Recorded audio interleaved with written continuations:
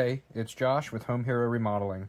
I'm working from home today on a very special project. Recently, I've completed the largest job I've ever taken on since becoming self-employed. The piece I'm building today is a gift to the booth, its staff, and a signature to the end of a very fulfilling chapter of my life. Over the past 6 months, this structure has challenged me. I knew going in I would experience a lot of firsts and have to navigate the learning curve that came along with them. I would operate an excavator for the first time, lay out and pour foundation piers, and use an unfamiliar roofing system all before the end of the project. What I wasn't ready for was the logistical unknowns of such a large project.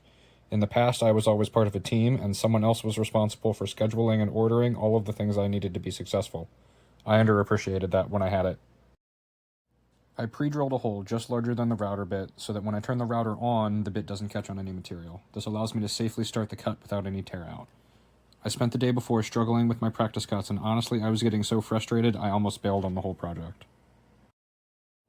The straight router bits I already had were not working. Trying to cut through the full half-inch material in one pass was straining the bit so much it pulled itself out of the router. As a final Hail Mary, I ordered a spiral router bit, and the difference was night and day. With better control of the cut, I was ready to commit to the actual workpiece.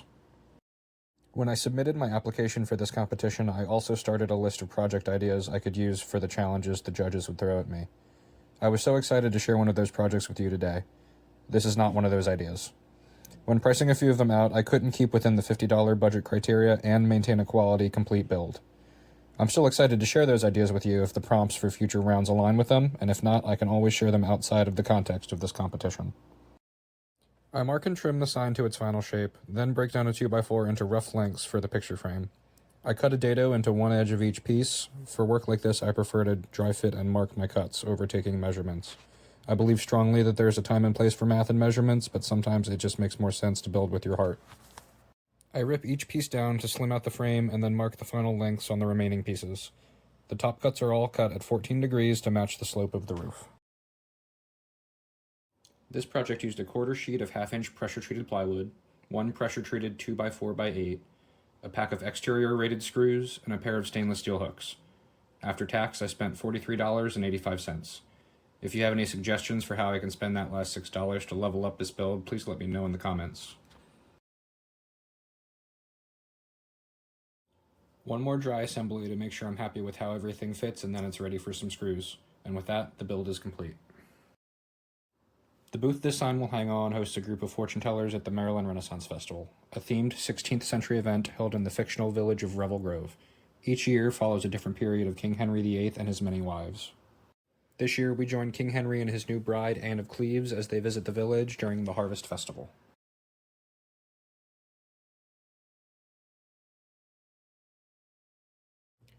Later that night, I took everything apart and gave it a coat of color with paint that went missing from the job site. Look, I know what you're thinking. I can hear you all screaming at your screens. Josh, you forgot the sand. Well, I have good news for you.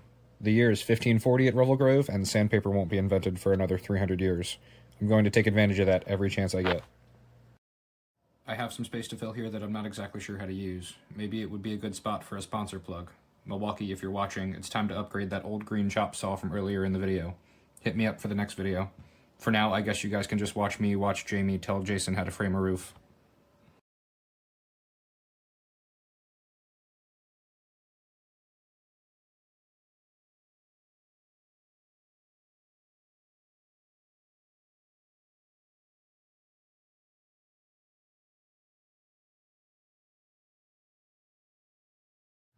Back at the booth, I'm ready to install the sign. And again, I hear you. Josh, drills didn't exist in 1540. Well, I brought this one from home. And it's still the 21st century there. With just a few carefully measured holes and hooks, we can hang the sign, and I can wrap up my biggest project ever.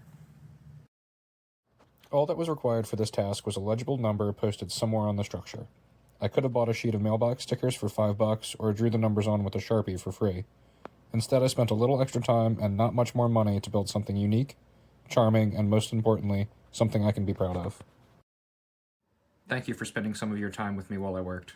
If you're going to do it yourself, you've got the opportunity to make it something truly personal. For me, that means it's going to have a touch of weird and whimsy, something unexpected or different, something that makes you stop and question what can be possible with a bit of creativity.